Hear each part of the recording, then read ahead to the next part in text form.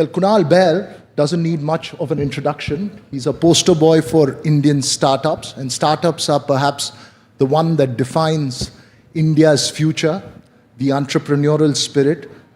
But with all that introduction, I was just having a casual chat with Kunal, and he's made me very nervous about being a competitor. He says the one thing he hasn't done and he wants to do in life is to be a newsreader.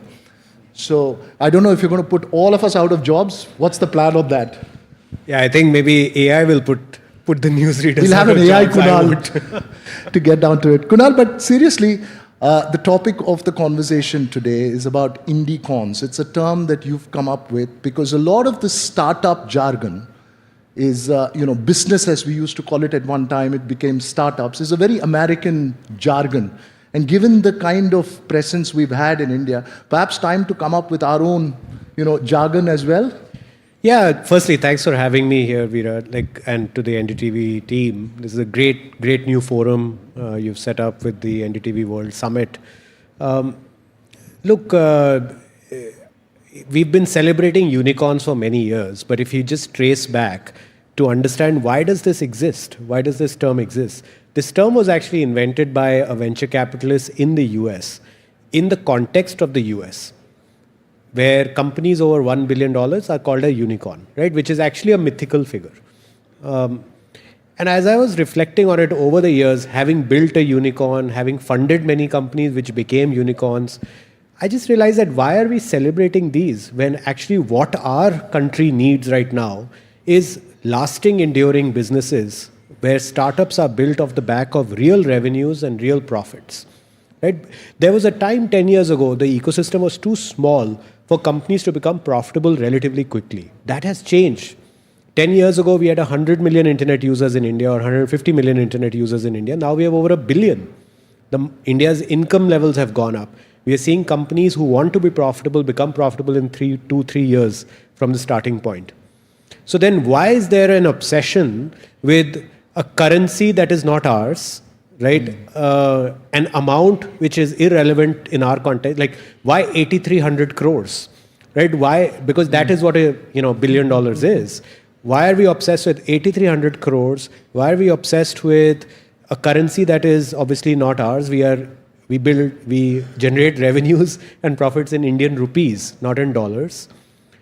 And a mythical figure.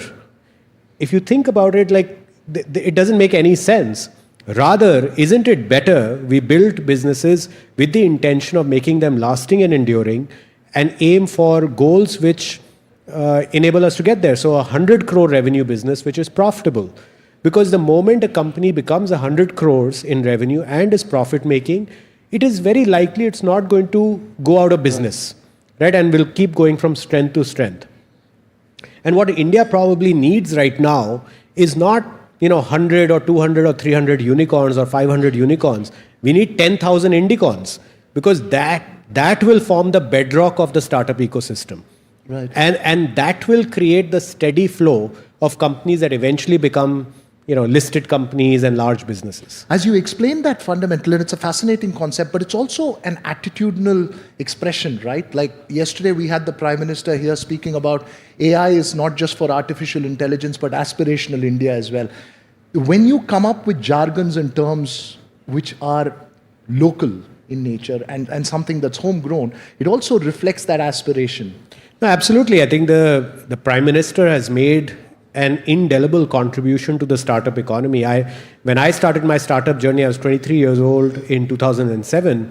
There was nothing known as a startup. There was no nomenclature called a startup, however strange that may seem right now.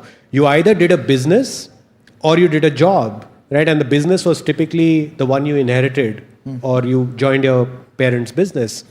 There was nothing sitting in the seemingly twilight zone of this is not your family business and it is also not a job. There was no word for it. Imagine. Startup came into national parlance only around 2015 when the Startup India initiative was evangelized and launched by the Honorable Prime Minister. And because of that, startups gained legitimacy. They gained recognition. Suddenly parents in small towns were not aghast the moment their 23-year-old child who went to IIT after a lot of struggle by the parents, saying, I will not join McKinsey or Goldman Sachs or Microsoft or Google, and I'm going to start something and I'm going to make zero money for the next few years, and likely we are going to be in debt during that period. They were no longer aghast at that. And that contribution, I think, significantly goes to the Prime Minister, and obviously the role models that have now become available to the younger generation of founders. And for instance, I was wanting to ask you, when you come up with a term like Snapdeal, it's again something that's inspired. You studied in the US, and it's inspired by that the American influence. Over the last, let's say, 15 years, what's changed at that psychological level? I mean, is it the American influenced or American educated, or one who's gone abroad, who's come back here? I come from Bangalore, where you have most in the startup world speaking with an accent. Is that changing really in terms of how Indian homegrown startups are seeing themselves? What has really changed over the last 15 years, I would say, is until about 2017, before the 4G revolution came about, we had very few internet users in India, relatively. And it's not only the number of internet users were fewer, the usage of internet was a lot fewer in terms of per GB per user or GBs per user per month. That took off after the 4G revolution that happened around 2017. And suddenly the opportunities, which were more domestic in nature, exploded. I always say that India has mouth-watering opportunities, but eye-watering challenges. And that is very evident in the startup economy as well. But the mouth-watering opportunities also didn't really exist as pervasively as they do now prior to 2017, because there weren't just enough connected users in our country who were using the internet enough. Because how will you digitally provide services and products if there aren't enough people to provide them to through the digital medium? And so what has happened post 2017 is increasingly, because I've been investing in companies. While at my heart I'm an entrepreneur, I'm a founder, but I've also been supporting the startup ecosystem by investing my own capital along with my co-founder Rohit. And I would say pre-2017, a lot of the ideas were, Uber for India, X for India, Y for India, etc., where it was business models that were proven and they seemed like low-hanging fruit to build in India. Nothing wrong with that. However, what has changed post-2017 is a lot of domestic challenges and domestic issues have been identified by founders and turned into opportunities.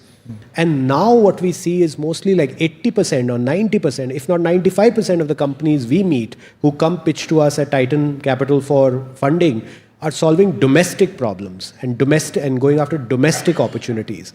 That is so encouraging, because if you now fast forward 5 years, 10 years, 20 years, you imagine the kind of companies, products and services that are going to be built by the upcoming generation of founders. And so would you believe that it's easier to be an entrepreneur today than when you started off? Would you believe that your journey would have been faster if it was now than then? I don't, some things change for the better, some things change for the worse. I feel that back then, the good thing was that there were fewer companies, so you could take your time to build something. But the bad thing was there weren't enough users, right? So you had to, sort of slog it out for many years. Now it's the inverse of that. The inverse is that there are lots of users, there's disposable income, which is a lot higher. However, there is insane amount of competition. There was very little financing, like venture capital, available easily. Now I think in Bangalore, where your city, I think you throw a rock, it'll throw up money from the ground. It throws back dollars. No, but when you talk, hopefully rupees. Hopefully rupees, yes, not in millions but in crores. But when you say when you're talking about money, the one way that startups have traditionally raised money is through venture capital, right? Now you have had a successful IPO as well. How does that change? I mean, post IPO, how does it change your life? Do you wake up in the mornings at 9:30 and check the Sensex, whether it's red or green, or how does that change? And also, what's the learning for the startup, ecosystem itself in terms of raising funds? Yeah, I think that's a great point you bring up. For the longest time, there was a lot of I don't want to use the word disdain, but a lot of question marks about the endurance of the startup ecosystem. That is it all very transient and fleeting and opportunistic, or is it something which will be long-term, lasting, and like, are we building forever companies, right? Like a lot of the listed companies are forever companies. I think what the IPOs of some and successful IPOs of many of the companies that have listed, and we've been fortunate that ours has also been received very well this year of our software company, Unicommerce, is that it is now, the tide is turning, the tide of perception is turning, that the skepticism is turning into, oh, maybe they are building good companies, or maybe these companies will be lasting companies. Maybe these companies are not fly-by-night operators. Maybe the founders and operators of these businesses didn't get into it just to get rich, but they actually are purpose-driven and are committed to building their companies for 5, 10, 15, 30 years, like the traditional industry promoters have been, right? So I feel the IPOs are really, really helpful in raising the bar, raising the ceiling for the upstarts, the new companies, to say, where do I want to be? Because earlier, it seemed like the bar of performance was, did I become a unicorn or not? Now the bar of performance is, of hyper performance is, did I build a business which was solid enough, profitable enough, and with great governance and great culture, that it has the ability to go public. So when you are a venture capitalist and you're looking at an investment, would that be a critical question? Look, I know that this can possibly make money in the next 3 years, but is this a resilient idea? Absolutely. I think you hit the nail on the head. When we meet companies, we are meeting them when it's just like two guys and a PowerPoint and maybe like 2 lakhs of revenue. I remember when we invested in Mamaearth, which was one of our investments, which is now goes by the corporate name of Honasa.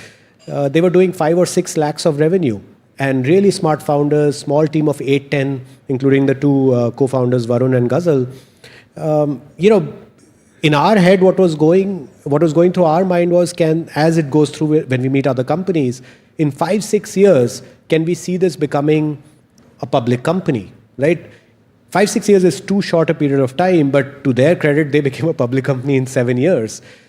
But our first step, we think, is, can this become an Indicon, like 100 crores of revenue and profitable? Because then we know from there it is just projecting out a growth rate till the point they become large enough that the public markets would find them of an acceptable scale and size to come in to list. Interesting that you make that point, and as you point that out, make that when you were answering that question, there's also the rock bottom that a startup or an entrepreneur hits through, right? In your own personal life, and not from a theoretical point of view, was there a moment when you turned around and said, but you worked with companies before you started off as an entrepreneur. Was there a moment when you said, no, look, I made the wrong choice. I shouldn't have been here. And how do you deal with that moment, and how do you get over it? Yeah, I think any founder who says that they haven't gone through their low points is lying. Everyone from the outside thinks a successful company started here and came here and it was a straight line. It's actually a zigzag, up and down, twisty-turny journey to get to an eventual, what is perceived as success externally. We've had many, many low points. I think we may have run out of money at least 6 times over a 16, 17-year period. There have been so many near-death situations. But I think at each point, the key is to find the courage to continue. Many times you'll find yourself at the bottom of the abyss. And many people don't know what bottom of the abyss actually feels like. Bottom of the abyss feels like things are so bad, there are no answers. Any advisor, well-wisher you go to, even they can't advise you or what to do. Even they are almost hinting, chalo band kar do. Right? There's nothing you can read, no podcast you can listen to, no interview you can watch that will inspire you or give you ideas of getting out of that rut. That is what bottom of the abyss looks like, and most people have not been there. And it's at that moment where you're at the absolute bottom, finding that little bit of courage to continue is what is needed. And every time we found ourselves at the bottom of the abyss, me and Rohit and our team have found that courage to continue, and we've realized before you know you're out of the hole. But you need to always believe in yourself that we will come out of it this time also. And that not only makes a strong company, resilient company, but it also makes a resilient individual. And you've been inspired a lot by Mr. Tata. You were sharing as well. That kind of a message that you got, or possibly something that has changed in Kunal when you started your journey to now, what would it be? Yeah, I think Mr. Tata has left us with an enduring legacy of contributions and wisdom. And I think, at least for me, one of the things which is very, very endearing about my few interactions with him over the last many years that I knew him from 14 when he invested in our company was, just his humility and his memory. So I'll give you an anecdote, right, which is a really interesting anecdote. When I met him for the first time in 2014, I was in his office in South Bombay, and after we had a short discussion about our business, he said, "I'd really love to invest if you will have me." So his humility is always like, he didn't assume that I'm Ratan Tata. Of course, if I tell you I want to invest in your company, you will take it. Of course, I would take it, right? But he never assumed that. But as the meeting was ending, he asked me, "Is there any other question you have?" I said, "I just have one request." He said, "What is the request?" He said, "At some point, I would love for you to come and meet our team because it will change their life," right? Like they could never imagine meeting Mr. Tata. He said, "Okay, I will do it." So some time passed, he got really busy with some of his internal Tata responsibilities over the next couple of years, so he was not making that many trips to Delhi. And then COVID came right after. And somewhere towards the end of COVID, probably around 2-3 years ago, I met him at a wedding. And he was sitting like this because obviously he had started, having some health issues. So I just walked up to him and I said, "Mr. Tata, I'm Kunal," because I just didn't want to assume that he'll suddenly recognize me, meets thousands of people. He said, "Of course I remember. And by the way, I still owe you that trip." So, that was the greatness of Mr. Tata. Imagine the tens of thousands of people he would have met over the years. He still remembered the 2014 promise in passing that he made to me. And I think that just is such an enduring lesson for everyone. Make a promise, remember it, remember to keep it. My final question, would you rewrite the Kunal story in any way? When you look back, perhaps go to IIT, would that be the one thing that you missed out? No, I think, I feel that I'm really blessed with so much serendipity that has happened in my life, right? So many things have happened that I want, that didn't go as per plan at that point in time, but set me on a path that was better for me, right? I didn't get into IIT, but I got into a good US college, which opened my mind, really helped me blossom. So at that point in time, it feels like you have failed, right? Because that's how society will make you feel. But I think if you can, like I said earlier, come out of the bottom of that abyss, just find that little bit of courage to continue. I remember the day I didn't get into IIT, everyone was really upset in my family. I went and played 3 hours of cricket, right? And just picked up from where I left off, said, "Chalo, ab kuch aur karte hain." I mean, I was working at Microsoft in the US. They applied for my H-1B visa. I thought I'll live in the US for a few years, then maybe eventually come back or start a company there. They applied for my H-1B visa. One day I was sitting in my office. I got a one-line email saying, "Your H-1B visa has been rejected. You have to leave the country." So, and that's how I came back and started my journey as an entrepreneur. So I feel that if you keep working with hard work, sincerity, just imandari, kadi mehnat, eventually, over a period of time, success will follow you. And that's a fascinating note to end this conversation on. Thanks so much, Kunal. And I hope to see you as a newsreader soon, hopefully on NDTV Profit. Thanks very much for sharing this conversation. Thanks.